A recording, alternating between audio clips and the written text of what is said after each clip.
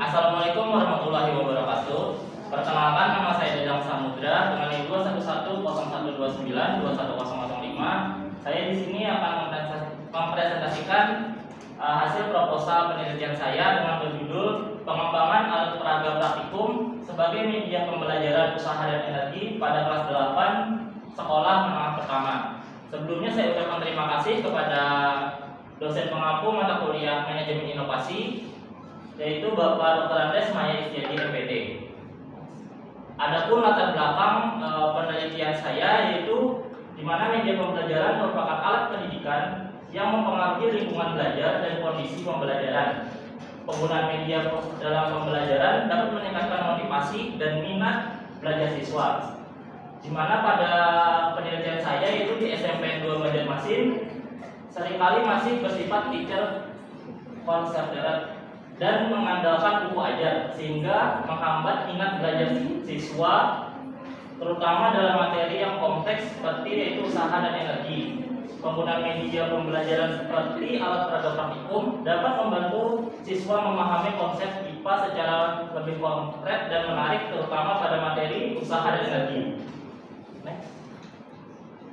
Adapun rumusan masalah dan tujuan dari penelitian saya, yang pertama yaitu rumusan masalahnya, apakah media pembelajaran berupa alat peraga praktikum sederhana yang dikembangkan valid jika diterapkan pada siswa kelas 8 SMP. Yang kedua, apakah media pembelajaran alat peraga praktikum yang dikembangkan praktis jika diterapkan pada siswa kelas 8 SMP 2 Banjarmasin. Yang ketiga, apakah media alat peraga praktikum efektif jika diterapkan pada siswa kelas 8 SMP 2 Banjarmasin. Adapun tujuannya yaitu untuk menilai kualitas media pembelajaran berupa alat peraga praktikum sederhana yang dikembangkan ketika diterapkan pada siswa kelas 8 SMP.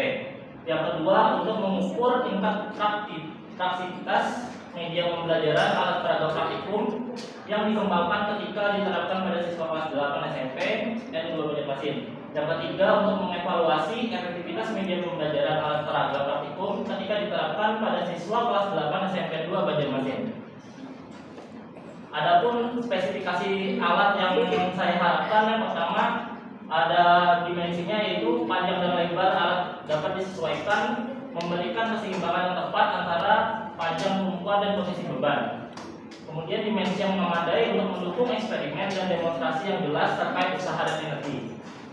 Kemudian pemiringan, di mana desain pemiringan yang disesuaikan untuk menciptakan perbedaan usaha yang dapat diamati dengan jelas oleh siswa. Kemudian pemiringan yang memadai untuk memungkinkan pengalaman yang realistis dan memfasilitasi pemahaman tentang prinsip-prinsip IPA yang terlibat. Kemudian panjang tumpuan, variasi panjang tumpuan yang dapat disesuaikan untuk memungkinkan eksperimen dengan usaha yang berbeda. Kemudian panjang tumpuan yang memadai untuk menentukan perbedaan hasil usaha dan berbagai posisi beban. Kemudian letak beban, di mana penempatan beban yang dapat diatur untuk menunjukkan perbedaan dalam distribusi energi dan usaha. Kemudian letak beban yang dapat diubah-ubah untuk mengilustrasikan prinsip-prinsip mekanika terkait usaha dan energi yang jelas. Adapun teori yang saya gunakan itu yang pertama media pembelajaran, di mana dalam pengertiannya media pembelajaran terdapat 5 komponen utama. Yang pertama yaitu media berperan sebagai perantara pesan atau materi dalam proses pembelajaran. Yang kedua, media juga berfungsi sebagai sumber belajar. Yang ketiga, media membantu menstimulus motivasi siswa dalam belajar. Yang keempat, media efektif dalam mencapai hasil pembelajaran yang komprehensif dan bermakna. Yang kelima, media dapat digunakan untuk memperoleh dan meningkatkan keterampilan. Jika 5 komponen ini digunakan secara efektif dan terpadu, maka media pembelajaran dapat memainkan peran penting dalam mencapai keberhasilan pembelajaran. Kemudian alat peraga, di mana alat peraga proses pembelajaran yang bersifat didaktik dan psikologis dari media pembelajaran memberikan kontribusi terhadap perkembangan psikolog anak. Yang dapat dikatakan jadi bahan ajar yang berupa bahan pembelajaran justru memudahkan belajar siswa karena bahan dapat membuat hal-hal yang abstrak menjadi konkret. Yang artinya dengan adanya alat peraga ini dapat menentukan kegiatan pembelajaran berupa bagian yang sangat penting dalam pembelajaran. kemudian tentang pengertian usaha dan energi, di mana usaha itu adalah gaya yang bekerja pada suatu benda sehingga mengalami perubahan tempat atau kedudukan. Nah, untuk usaha ini dapat dicari dengan rumus W sama dengan F kali S, di mana W itu adalah usaha, F adalah gaya, dan S itu adalah perpindahan benda. Kemudian ada energi. Energi adalah kemampuan untuk melakukan usaha, di mana energi ini bersifat total, artinya tidak dapat dimusnahkan, hanya dapat dirubah bentuk dalam satu bentuk ke bentuk yang lainnya. Kemudian ada tuas, di mana tuas itu adalah pesawat sederhana, salah satu materi di usaha dan energi, yang dimana itu adalah pesawat sederhana. Nah, untuk tuas ini adalah pesawat sederhana yang memungkinkan kita untuk mengubah hasil dari suatu gaya, dimana konsep ini sering dilestarikan sebagai batang pengungkit. Nah, batang pengungkit ini ada 3 kunci, yaitu titik tumpu, titik kuasa, dan titik beban. Nah, dari 3 jenis ini berdasarkan lokasinya itu ada berbagai jenis tuas, yaitu jenis tuas ke-1, tuas ke-2, dan tuas ke-3. Adapun contoh-contohnya itu mencakup alat seperti gunting, linggis, palu, pemotong kertas, pembuat terpotong, sekop, dan staples. Nah, untuk metode penelitian yang saya gunakan yaitu analisis, desain, pengembangan, dan implementasi, serta evaluasi. Kemudian sampel penelitian, saya mengambil sampel yaitu di siswa kelas 8 di SMP 2 Banjarmasin. Untuk waktu dan tempat itu pada bulan November selama 1 bulan sampai selesai. Kemudian untuk teknik sampling itu teknik random sampling, yang dimana teknik random sampling ini